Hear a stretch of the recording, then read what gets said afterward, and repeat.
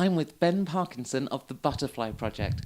Now, Ben, you've been working with the kids out in Uganda now for some years, is it? Yes. Yes. What began your journey on this? I guess it was to do with I decided I wanted to make a change in what I was doing. I was working in Birmingham, and I decided I wanted to work, see whether there was something I could do in Africa.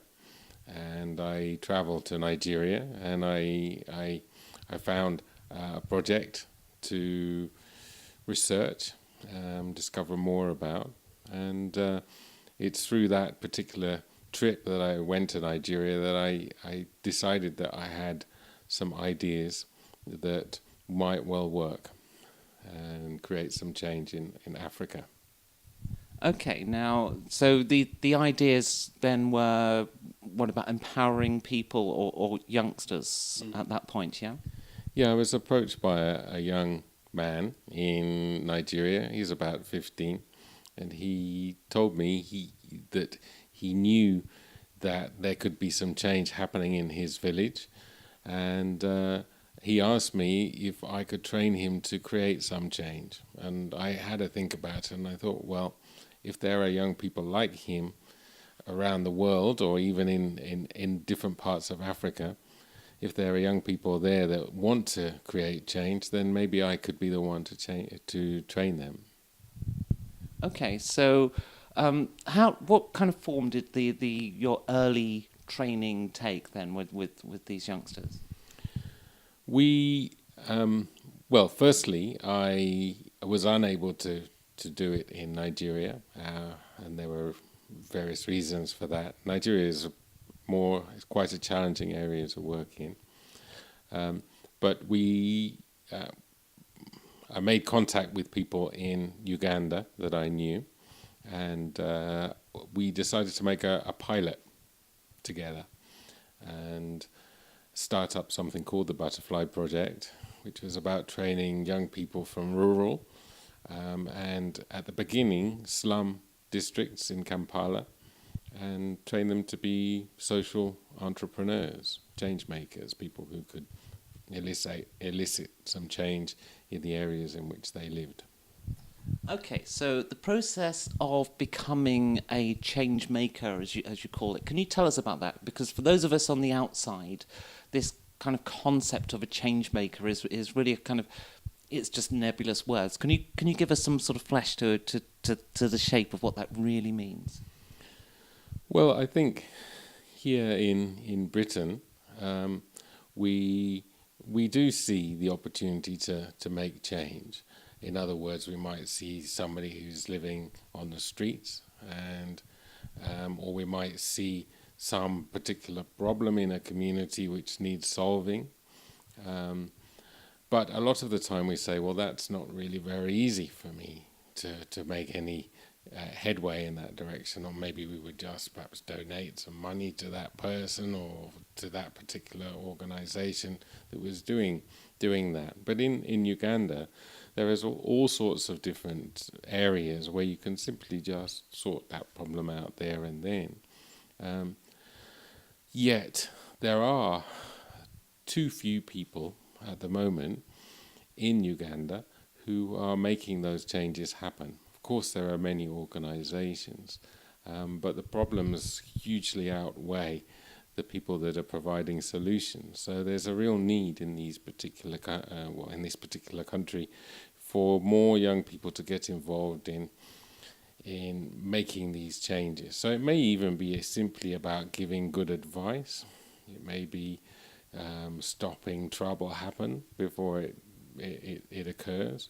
It might be about raising the awareness of a global issue which is not very well known in Uganda. For instance, we've been working with the plastics recycling as a global issue in this past year. It may be, but generally it's something that the young person themselves that we are training has developed a passion for. For instance, it might be education. They feel that a lot of the girls that we work with, they see all of their friends in their village areas who are not being able to go to school because maybe they've been married off very early, or because their parents simply can't afford the fees for them to continue to go to school. So they see that as an issue that clearly needs resolving somehow. And the girls that had their friends need to be going to school, so they need to be thinking about what they can do to make sure that that actually happens.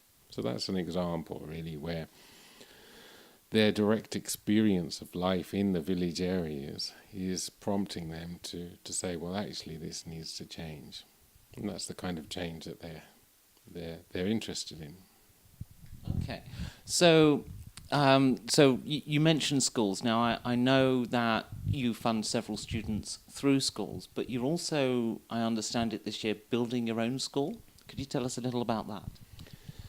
Yeah, we are building the Chrysalis Secondary School. The idea being that most of our trainees can then go to school together in one place. But that whole school process, it requires the teachers in the school to buy into the kind of ideas of creating change.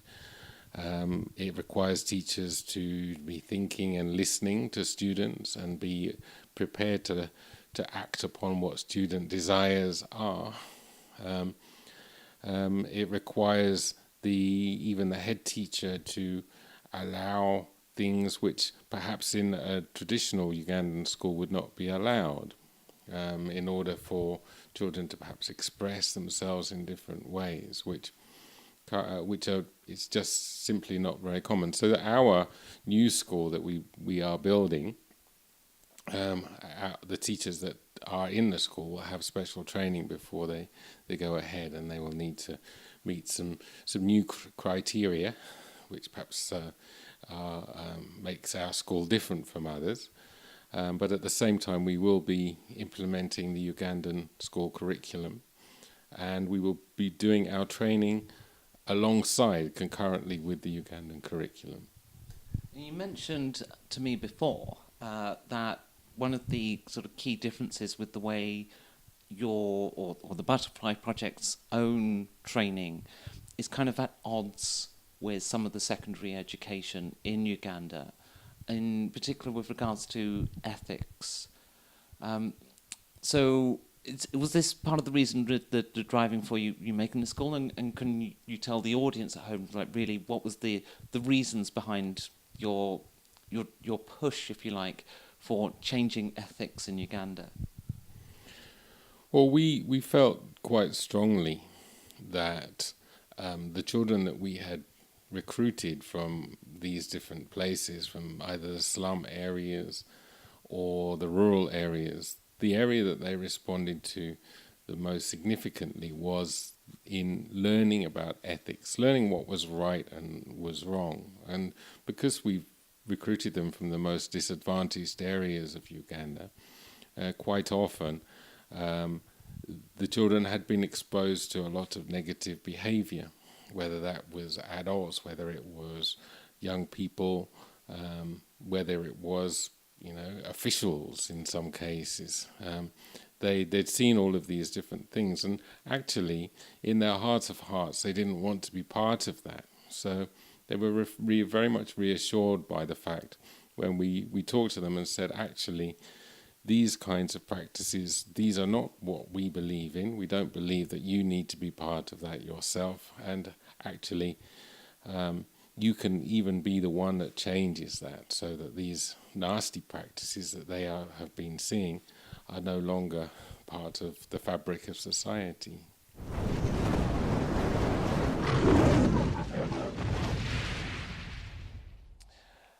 You mentioned earlier a discussion of ethics about honesty. Can you tell us a little bit about that?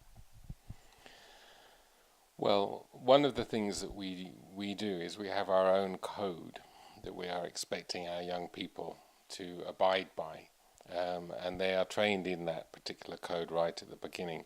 Honesty is one of the things that we say is really very important. But at the beginning of our program, we ask them to rate each of these 10 different things, which is to them the most important. And we discovered quite by surprise, really, that amongst the boys in the group, that few of them rated honesty very highly.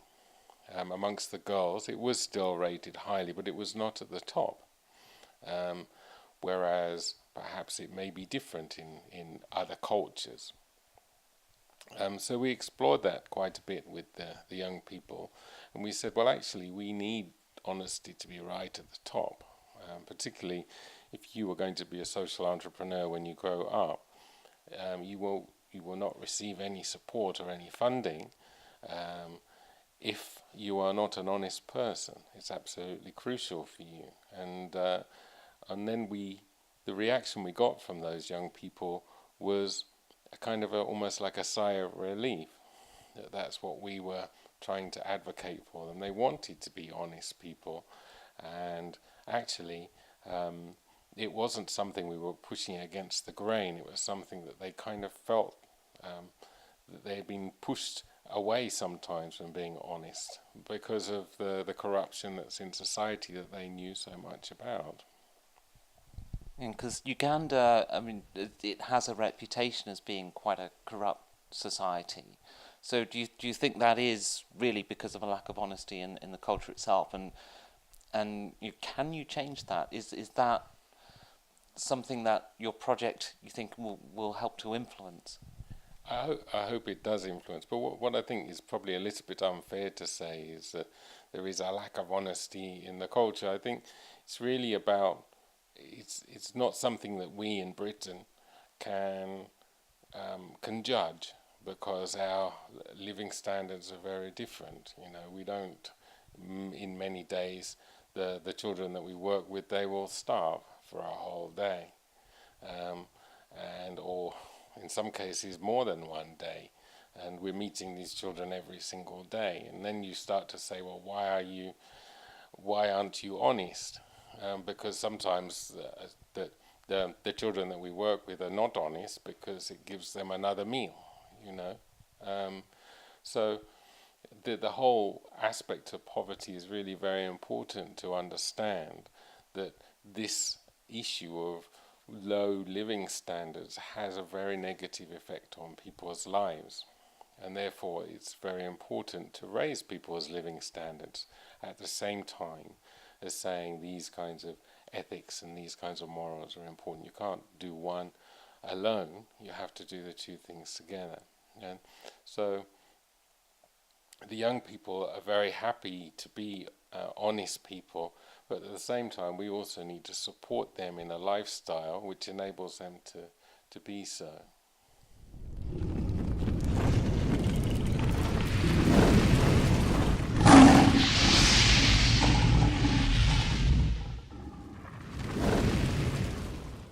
Let's talk a little bit about games. So I know that board games and role-playing games are a key part of your curriculum at the project. So you've brought with you an Onwesa board, am I saying that right? Onweso board, okay. So if I just grab this a bit closer. What am I looking at here? Okay, this is an Onweso board that has been made by members of our project. It's a game which is played. The reason I can't open it is because it's locked. It's a game that is played using earth. Generally, in the villages, they'll just dig out all of these different pits of earth, and then they will use stones or sometimes other objects to place in here. You start the game by having two of these different objects in each of these dishes here, and the winner is the one who essentially makes it impossible for the other person to continue the game, so you kind of steal each other's. We've got here beads here. You steal each other's beads, and you might take them, and then they might take it back, and it's a game that's very similar to the more well-known game called Mancala, but it's actually a slightly more complex game with a lot of skill. So yes, I brought this along. Uganda has very much a positive culture as far as games. It's not the only game that is played and has been played for centuries. There are others which are indigenous to Uganda. So there is a culture, particularly for children and young people playing these games. So we certainly felt that there might be an interest in other types of games as well. And so we piloted that a number of years ago and started playing some board games and some role-playing games with them right at the start of the project. In fact, in the very first training session we did, we played a game called Alhambra. The members who were of that particular group at the time, who are now 23 and 24 years old, still tell me that they fondly remember the game and the fact that that was the first kind of experience they had in playing a game. This Onweso game, what we have discovered quite recently is that that villages are starting to play the game less and less, and so it's fading gradually. It's hard to say why that is. I guess it's part of kind of traditions fading into the background. And our young people on the Butterfly Project, one of them, his name is Ronald, he decided he wanted to rally against that. He felt very strongly about the importance of Onweso, and actually because it's a game that children can play without any expenditure and it's fun, that he should do something about it. So he started by encouraging some of the other members to make these boards. We're using pine, and we've started using chisels to chisel out all of these different dishes here. So it's a long process to get as far as this, and then obviously they have painted them as well. These beads are individually rolled beads. So wait a minute, the kids have actually made the beads themselves as well? No, these are not being made by the kids, although the kids do know how to do it. It's quite a labor-intensive process, but each one of these beads has been individually rolled by ladies that live very close to us in the slum area where we are based in Kampala. And these paper beads are normally made into necklaces and things like that, but we've been using them here for our Onweso set. So what Ronald felt was that if people were interested in, he's been taking these out into the village areas and encouraging and teaching the children how to play. But secondly, he's been making some of these versions of the game, and he hopes to set up a small business which will sell these sets around the world. Maybe we'll sell them on Amazon or sell them in games shops, and the proceeds of those will help him go out into the village and go teach more children how to play the original game. So he will be taking these out, but he'll also show them how to make the pits in the ground that they use in each village area. So yeah, it's quite an exciting project. And it's very much our members. It's kind of an indication of the kind of thing that our members can do. Ronald is just 15 or 16, and he's already doing this. And he has a team of 3 young people who have learned how to be carpenters at the same time in order to make these things. And we've been very grateful. We've had a carpentry business has given us some equipment that we can make these better next year and make them more easily next year. So no more chisels from next year. That's fantastic.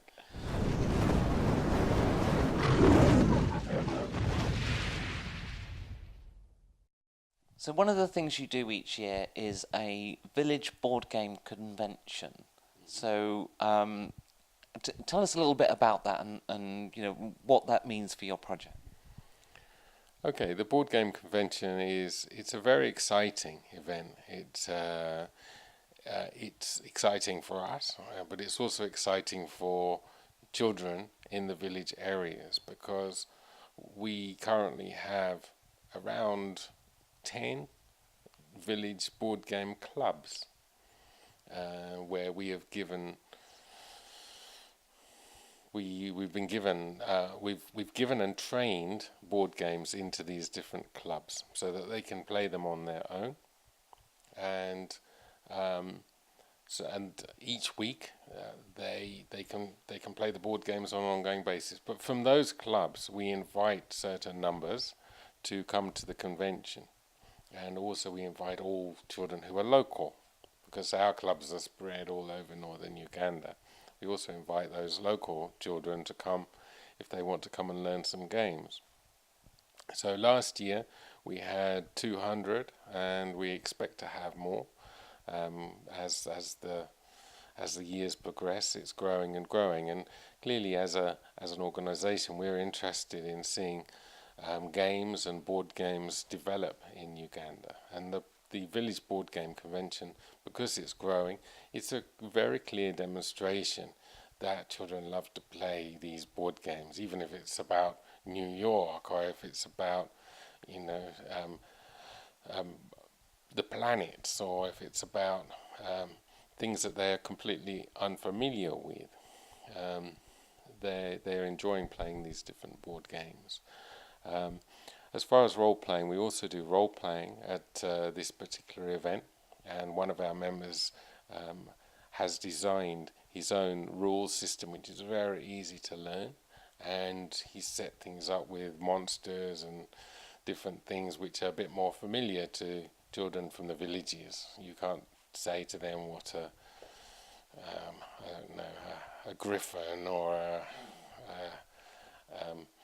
an otiur or something. Yes, so you can't tell them because they just wouldn't understand what it is, or even an orc or a kobold or something. So his game it's about the fighting of the monsters. It is very fun for children, and he plays that and actually does a competition, which group gets the furthest into his particular adventure in the 1 hour session that he runs with them. So that's quite a fun thing that we've done every year at the convention. We also use the convention as a means of enabling our trainees to train other people. So at the beginning of their program, we say to them, by May, you're going to have to be able to teach other children at least 4 or 5 different games. And so they then have to learn those games. Some of them are quite complex, and then they go into the situation where they're working with other children who maybe have played some board games before, but they have to teach those games into them, and that's a really good experience for them. So yes, there are a number of different ways that the convention is very helpful, and the whole event management side of things, we involve all of our young people in that, whatever age they are. They all get a say in how that particular event takes place. Even last year they were insisting on doing a live action role playing, which was incredibly exciting. Yeah, and they were making swords and all sorts of different things. Oh, it sounds fantastic, and I really need to get that convention onto the Pair of Geeks schedule so I can go myself one time. Okay, so I was going to ask about the live action role play, because I spoke to Arnold last year and he said he was the Lich King. But I'm curious to know more about what went down. What led to the Lich King's downfall? Okay, well, it was kind of it was a giant role-playing event. I mean, there were about 40 children, but they were all in teams. So there were 8 teams of 5, yeah, and each team was a different race. So there were the half ogres, there was the goblins, there was the gnomes. So all these different teams, and they were able to make masks and things like that. But ahead of the convention, we decided that we were going to make some swords, some foam swords, And this became a major exercise. Where we're going to get the foam from, how we're going to design it, where we're going to get the glue from. But in fact, it began an interest in carpentry by the young people. Fortunately, we've been given some carpentry tools the year before, but we hadn't at that point used them very much. So they became interested in carpentry, and it's actually led to the Onwesa project. Over time, they realized that they were capable of doing all of these different things through making swords. That's awesome.